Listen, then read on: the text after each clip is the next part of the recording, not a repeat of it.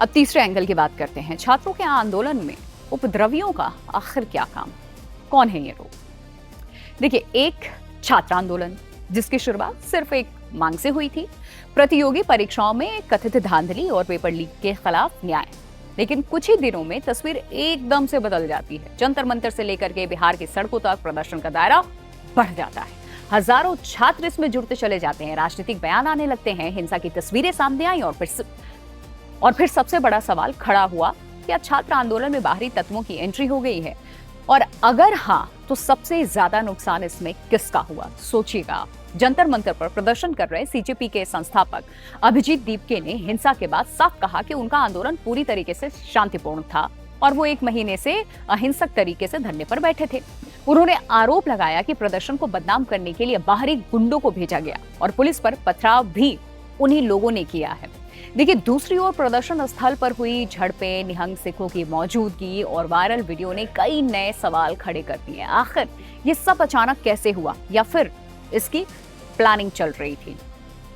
Media reports में यह भी सामने आया कि पंजाब से कुछ निहंग सिख प्रदर्शन स्थल पर पहुंचे और उन्होंने छात्रों के समर्थन की बात कह दी। बाद में वही झड़प की घटनाएं भी सामने आई। अलग अलग रिपोर्ट्स में इन झड़प को लेकर के अलग अलग दावे किए गए। किसी ने इसे समर्थन के दौरान पैदा हुआ विवाद बताया, तो फिर किसी ने इसे सुनियोजित टकराव कहा है। और इन सब के बीच में कुछ मीडिया रिपोर्ट्स में प्रतिबंधित संगठन एसएफजे के प्रमुख गुरपतवंत सिंह पन्नू के कथित वीडियो संदेश और सीजेपी नेताओं के साथ कथित जूम मीटिंग के दावे भी किए जा रहे हैं। इन रिपोर्ट्स में यह भी दावा किया गया कि पन्नू ने आंदोलन को समर्थन देने की कोशिश की। हालांकि इन दावों की स्वतंत्र आधिकारिक पुष्टि नहीं हुई है, लेकिन सवाल केवल इन दावों का नहीं है। असली सवाल ये है कि कोई भी बड़ा छात्र आंदोलन आखिर किस मोड़ पर सबसे ज्यादा कमजोर पड़ जाता है। सबके जहन में ये सवाल है कि कहीं ये आंदोलन कमजोर ना पड़ जाए। देखिए, इतिहास ये बताता है कि जब भी कोई जन आंदोलन तेजी से लोकप्रिय होता है, उसके साथ कई तरीके के हित जुड़ने लगते हैं। राजनीतिक दल उसे अपने पक्ष में इस्तेमाल भी करना चाहते हैं और अलग अलग संगठन उसमें अपनी उपस्थिति दर्ज कराना चाहते हैं ताकि वो और मजबूत हो जाए। अब सोशल मीडिया पर नैरेटिव की लड़ाई भी शुरू हो जाती है और ऐसे माहौल में ये पहचान बड़ा मुश्किल हो जाता है कि आंदोलन का असली चेहरा कौन है और भीड़ में शामिल लोग किस उद्देश्य से यहाँ पर आए हैं, वो चेहरे कौन है। अब बिहार की अगर हम बात करें तो बिहार में हुए छात्र प्रदर्शन को भी केवल एक दिन की घटना मानना शायद पूरी तस्वीर नहीं होगी। प्रतियोगी परीक्षाओं में बार बार पेपर लीक, भर्ती जो प्रक्रिया है उसमें देरी और लाखों युवाओं के भविष्य को लेकर के बढ़ती चिंता पहले से मौजूद थी बिहार में। नीट विवाद ने उसे गुस्से का एक राष्ट्रीय प्रतीक दे दिया। मेडिकल, रेलवे, शिक्षक भर्ती और अन्य प्रतियोगी परीक्षाओं से जुड़े युवाओं का असंतोष धीरे धीरे एक साझा भावना में बदल गया और यही कारण था कि कई जगहों पर आंदोलन केवल एक परीक्षा तक सीमित नहीं रहा, बल्कि पूरे परीक्षा तंत्र पर सवाल उठाने लगा, क्योंकि हर बार जो स्टूडेंट्स हैं इस तरीके के मामलों का शिकार हो जाते हैं। लेकिन जैसे जैसे आंदोलन बड़ा हुआ, वैसे वैसे मूल मुद्दा पीछे छूटने लगा। टीवी स्क्रीन पर छात्रों की मांगों से ज्यादा हिंसा की तस्वीरें देखने को मिली और पत्थरबाजी, पुलिस से झड़प, राजनीतिक बयानबाजी और बाहरी हस्तक्षेप के आरोप चर्चा का केंद्र बन गए।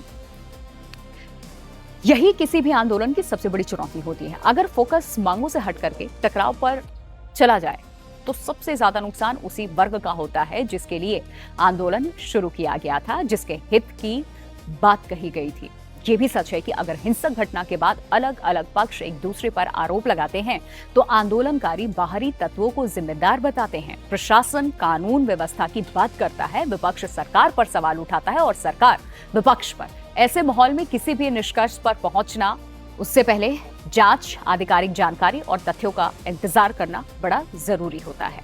आज बहस केवल ये नहीं है कि अब जंतर मंतर या बिहार में क्या हुआ। बड़ा सवाल ये है कि क्या भारत के छात्र आंदोलन अपने मूल मुद्दों पर टिके रह पाएंगे या हर बार भीड़ बढ़ने के साथ उनमें ऐसे तत्व प्रवेश करेंगे जो आंदोलन का केंद्र बदल देंगे। क्योंकि जब छात्रों की आवाज शोर में दब जाती है, तब सबसे बड़ा नुकसान किसी सरकार या विपक्ष का नहीं होता है, बल्कि उन लाखों युवाओं का होता है जिनके भविष्य की लड़ाई से आंदोलन की शुरुआत हुई थी। और आखिर में सबसे बड़ा सवाल यही है कि इन सबका नुकसान किसको हुआ? ना किसी राजनीतिक दल को नुकसान, ना संगठन। सबसे ज्यादा कीमत आम जनता ने चुकाई। जिन छात्रों पर लाठियां चली वो भी इस देश के आम परिवार के बेटे बेटियां हैं। जिन पुलिसकर्मियों को चोट लगी है वो भी आम नागरिक हैं। जिन बसों, बैरिकेड्स और सरकारी संपत्तियों को नुकसान पहुंचा दिया गया, वो किसी नेता की निजी संपत्ति नहीं थी, बल्कि आम लोगों के टैक्स के पैसे से बनाई गई थी। आंदोलन अगर अपने मूल मुद्दे से भटककर हिंसा, उपद्रव और बाहरी तत्वों की मौजूदगी के आरोपों में घिर जाए तो जीत किसी की नहीं होती है। हार केवल उस आम नागरिक की होती है जिसके भविष्य, मेहनत और टैक्स के पैसों पर पूरा लोकतंत्र खड़ा है। मैं आंदोलन की समर्थक हूँ, उपद्रव की नहीं हूँ।